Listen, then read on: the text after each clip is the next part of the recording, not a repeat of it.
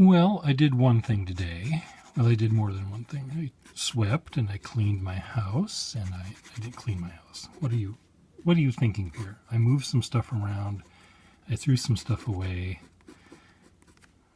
and so now I can draw. And I drew a World War I razzle-dazzle battleship earlier, looking at a picture of a battleship, and now I'm just using my little noggin to draw something similar, except it's just turning into a nightmare. So anyway, this is a Eberhard Faber pen. Now you may think of Eberhard Faber and pencils belong together, but Eberhard Faber made some really good quality pens. They were sort of on, I would think, the same tier as Esterbrook's, except some of the Eberhard Fabers have gold nibs, like this one. And there's a nice fine that you can get in a nice, wouldn't call this overly flexible, but I would call it flexible. Semi-flex, I guess. And it's really good for drawing. You can really push it around. It takes a little bit of pressure to make those lines thick, but sometimes when you're out sketching and you're trying to capture the drama of the hurricane or the excitement of the bank robbery or whatever you're drawing, you draw quickly and fast, and you're not as deliberate as you might be if you were in the studio. And this is a good pen for being quick, because it can go quick too. It's very smooth, and doesn't skip.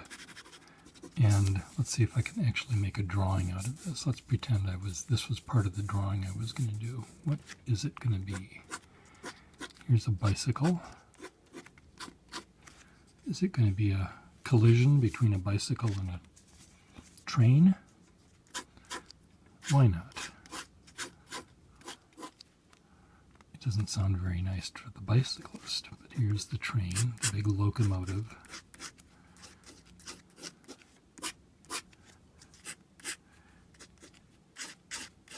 We'll say that the guy on the bicyclist was a bank robber, a bad guy, a bank robber, and he was fleeing the robbery where he, in addition to stealing money, he ran over a cat on his bicycle. So here's the cat that got caught in the spokes. Little X's for its eyes there.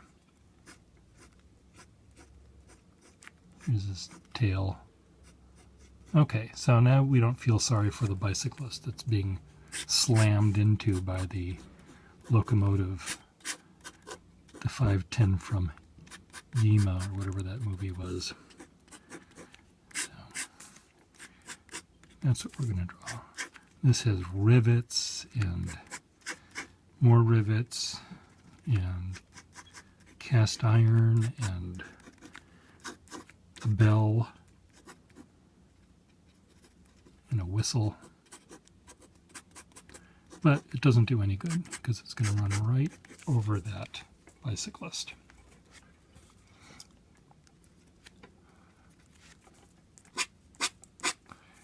Here's parts of the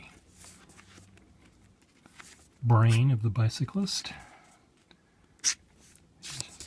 Here's an eyeball with the optic nerve. And there's the other eyeball with the other optic nerve. Okay, now it's all because of that cat. We don't feel sorry for this bicyclist one bit because of the cat.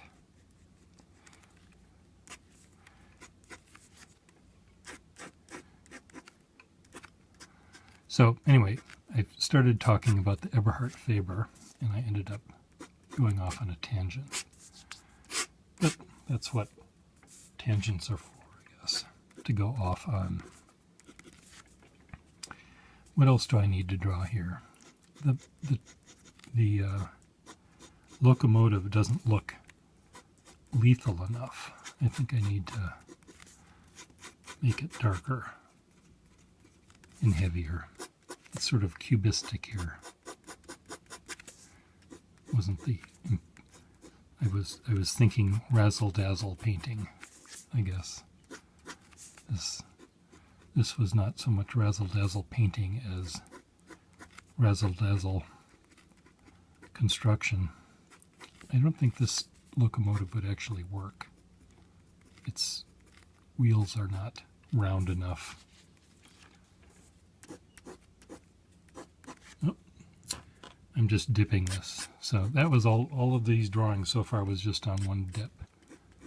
I didn't fill this yet, but I could. So here's the rest of the train cars in the back here as it goes off into the distance. This is the little engine that could, by the way. It's bringing the toys up the hill for the little girls and boys at the hospital or wherever they were supposed to go to. So the train is saying, I think I can, I think I can, I think I can, I think I can, I knew I could, I knew I could. And that's exactly when the bicyclist from the bank robbery came through and was, not only was he run over by the little engine that could, but he will be run over by the huge, fast, important train bringing the toxic waste to the inner city, or whatever the important train was supposed to be doing. The little engine that could was bringing toys, but it seems to me that the other engine was doing something that was more important. So, isn't it exciting drawing? You know, I had no idea I was going to make such drama today, but I did, all because of this pen. Had I picked up a different pen, I would have drawn something entirely different. But I drew this. Eyeballs, dead cat, dead bank robber, bad guy, toys for the kids. Here's the smoke coming out of the little engine that could's smokestack. See how delicate these lines can be too? They don't have to be. Every brush, every stroke you make need not be Strum und Drangi. They could be little Süße,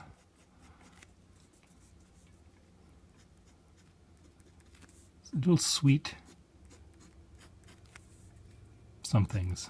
I don't know enough German to come up with other words. Süße, little sweet gesomethings. Ich gedenkt. Here we go. I think that's pretty dramatic.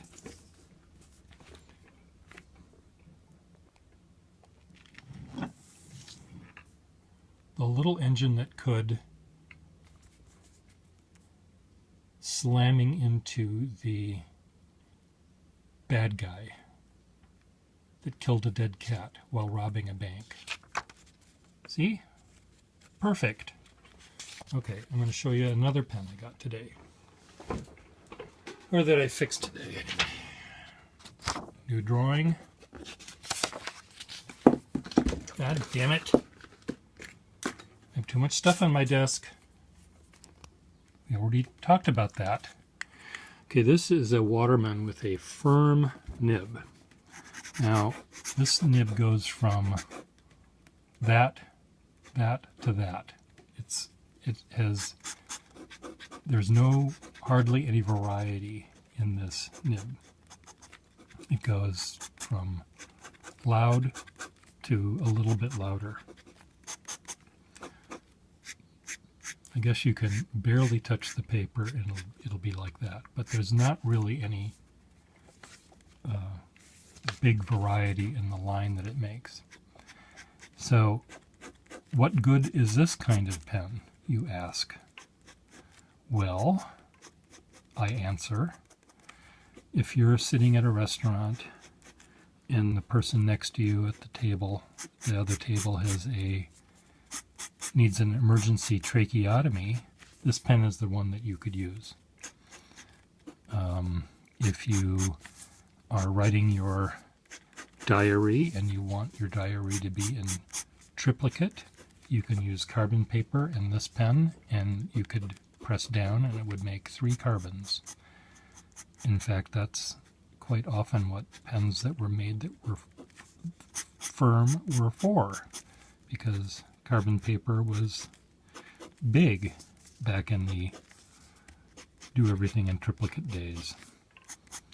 And a firm nib was good for that. This is another one that if you're out drawing train wrecks and things like that, you can press down hard and you can, really push into the paper. The nib is very smooth, so you're not going to snag the paper or do any trauma to it. You can press down and you're not going to break the nib. And you shouldn't break any nib, but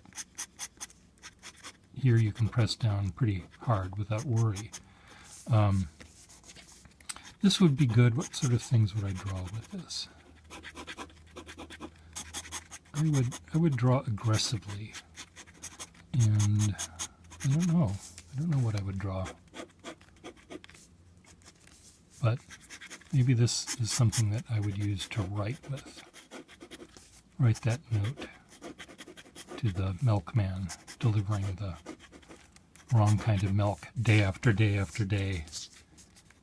Can you get it through your thick skull that I want 2% milk? This is the pen for that. But see, it doesn't look angry enough. When you have a nib that's flexible, it tends to look angrier. But anyway, so I don't know. This is not, someone could draw with this pen. It's a perfectly good drawing pen. It just doesn't have the flexibility that I think people might want. Though this is every bit as good as any Sharpie out there, as any rollerball out there, as any ballpoint out there. And in fact, it's a lot better than all of those because there is a slight variation, and you're not going to have to go out and buy a new one when it runs out of ink. You just fill it from a bottle. And that's what this pen is, from 1940 something or other, and still going strong. So you'll never have to buy another ballpoint again if you buy one of these. But this isn't really, I don't think an artist would like this pen that much. A calligrapher wouldn't either. A writer of angry notes to milkmen would. This pen, though, this one would be good for an artist to draw with, because there's a lot of give in here, and it's not horribly flexible, but it's flexible enough and smooth enough and really robust enough to draw almost any train running into almost any bicyclist. So if you like drawing trains and bicyclists being flattened by trains and dead kitties, this is the pen for you. It specializes in dead kitties. No, I shouldn't say that. Cats are nice. It doesn't necessarily specialize in anything. But look at the line work that it can get. Well, let's get our real drawing back that I did here. There's thin and there's thick and it's really just, this all came from one pen, not 3. Just one. Look at those little eyeballs. They look like little spermatozoa there. But no, those are the eyeballs. Oh, the poor kitty. I think I can. I knew I could.